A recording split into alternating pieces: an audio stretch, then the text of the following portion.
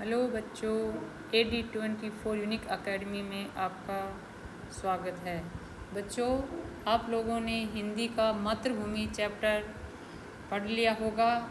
आज हम उसके शब्दार्थ और भावार्थ दोनों करेंगे। बच्चों, ऊंचा खड़ा हिमालय आकाश चूमता है, नीचे चरण तले झुक नित सिंधु झूमता है। गंगा यमुना त्रिवेणी नदियाँ लहर रही हैं, जगमग छटा निराली पग पग छहर रही हैं।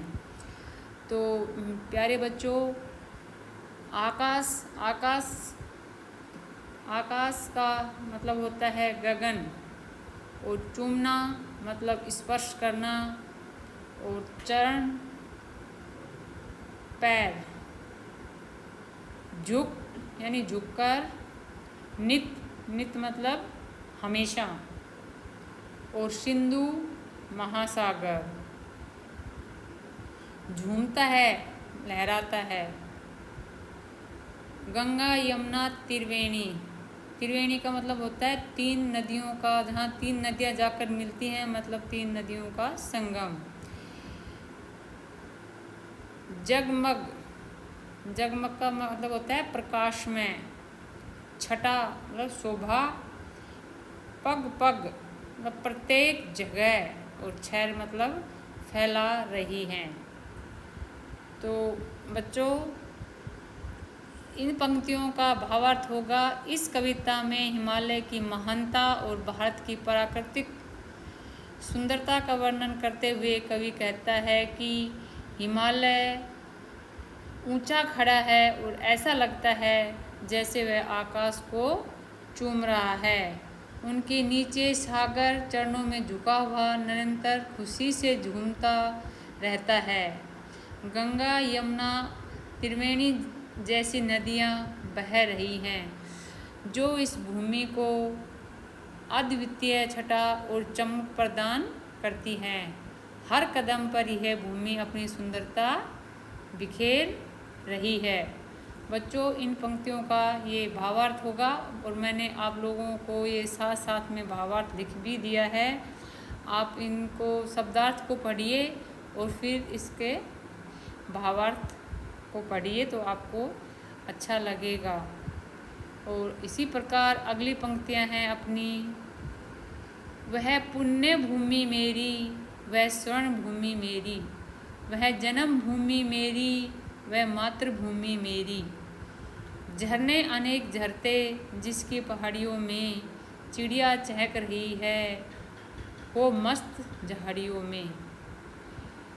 तो बच्चों, पुण्य भूमि मतलब पवित्र भूमि। स्वर्ण भूमि सोने के समान समृद्ध या शुद्ध भूमि। और जन्म भूमि वह भूमि जहाँ पर जन्म लिया हो, जहाँ पर आप लोगों का जन्म होता है, वही आपकी जन्म भूमि मानी जाती है।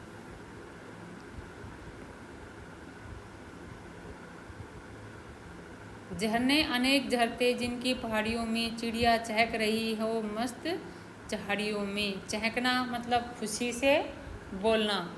बच्चों, अब अपन इसका भावार्थ करते हैं। कवि अपने देश की महानता और सुंदरता का बखान करते हुए कहते हैं कि वह पवित्र भूमि मेरी, वह सोने जैसी समृद्ध भूमि मेरी, वह जन्म भूमि मेरी है, तथा वह मातृभूमि मेरी माँ के रूप में है।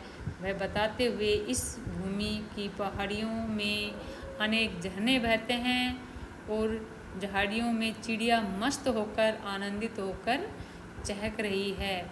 बच्चों, इसमें कवि ने मातृभूमि के बारे में उसका बहुत ही सुंदर वर्णन किया है।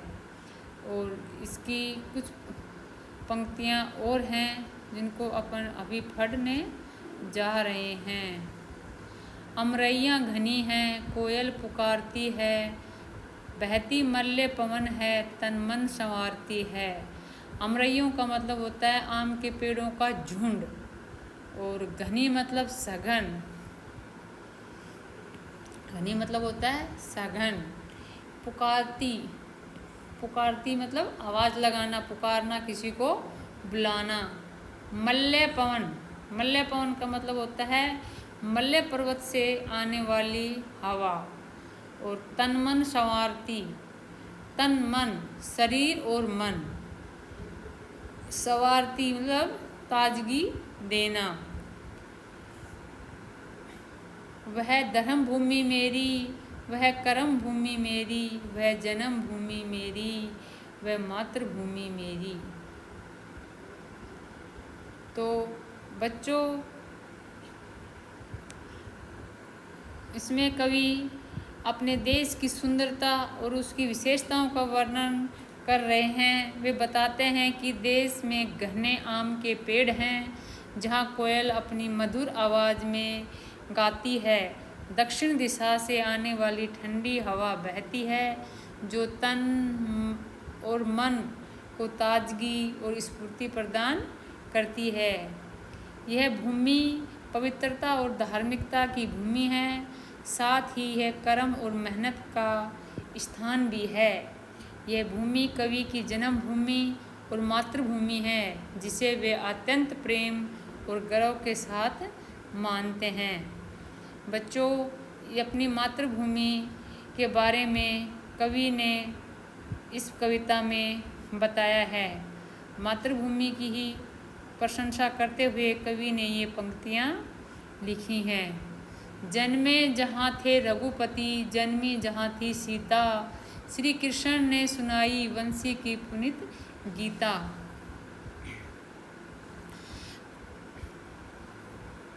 इसमें है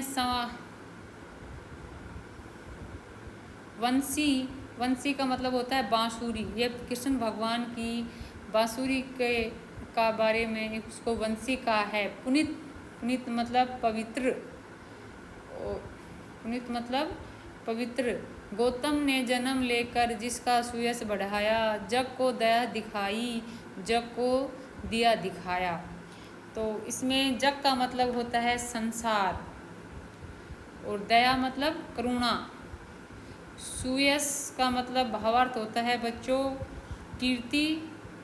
और दिया, दिया, दिया का मतलब होता है प्रकाश हो या रोशनी। दिया बच्चों आप सब लोग जानते होंगे। अब इसका अपन भावार्थ करते हैं। कवि कहता है कि जब भगवान राम का जन्म हुआ और जहाँ सीता माता का जन्म हुआ, वह स्थान पवित्र है। वही भगवान कृष्ण ने अपनी वंशी की मधुर धुन से धुन और गीता का उपदेश दिया था, जिससे वह भूमि और भी पवित्र हो गई। कवि गौतम बुद्ध की बात करते हुए, जिन्होंने अपने जन्म स्थान की महिमा को बढ़ाया और अपनी शिक्षाओं से दुनिया को दया और करुणा का पाठ पढ़ाया। उन्होंने लोगों को अज्ञान और अंधकार से निकालकर ज्ञान का प्रकाश दिया। इसमें कवि ने गौतम बुद्ध के बारे में बताया है। उसने गौतम बुद्ध ने और भगवान कृष्ण ने किस प्रकार लोगों को अंधकार को भगाया और लोगों को ज्ञान का पाठ पढ़ाया। वह युद्ध भूमि मेरी, वह बुद्ध भूमि मेरी, वह मातृभूमि मेरी, वह जन्म भूमि मेरी। तो इसमें बच्चों कवि ने वह युद्ध भूमि मेरी, वह युद्ध भूमि मेरी, वह युद्ध भूमि का मतलब होता है युद्ध की भूमि। वह बुद्ध भूमि मेरी, बुद्ध भूमि मतलब बुद्ध की भूमि। वह मातृभूमि मेरी, मातृभूमि मतलब वह भूमि जो माँ के समान है। वह जन्म भूमि मेरी, वह भूमि जहाँ जन्म लिया हो उसको जन्म भूमि कहते हैं। बच्चों, ये हमारे लास्ट पंक्तियाँ हैं कविता की। इसमें कवि ने अपनी मातृभूमि के प्रति गर्व व्यक्त करते हुए कहते हैं कि यह वीरों की युद्ध भूमि मेरी है, यह बुद्ध की शांति और करुणा की भूमि मेरी है, यह उसकी मातृभूमि है, यह उसकी जन्म भूमि है। इस प्रकार कविता में देश के प्रति गहरा प्रेम और सम्मान है। बच्चों, ये अपनी कविता के शब्दार्थ और भावार्थ दोनों किया अपन ने। आप लोग इनको बार बार पढ़ना। अगर आप भावार्थ को बार बार पढ़ोगे तो आपको क्वेश्चन आंसर करने में भी समस्या नहीं होगी। थैंक यू बच्चों। अगले वीडियो में अपन इसके प्रश्न उत्तर करेंगे। और आपको अगर वीडियो अच्छी लगी हो तो वीडियो को सब्सक्राइब ज़रूर करना, लाइक करना और अपने दोस्तों को शेयर करना मत भूलना। जय हिंद।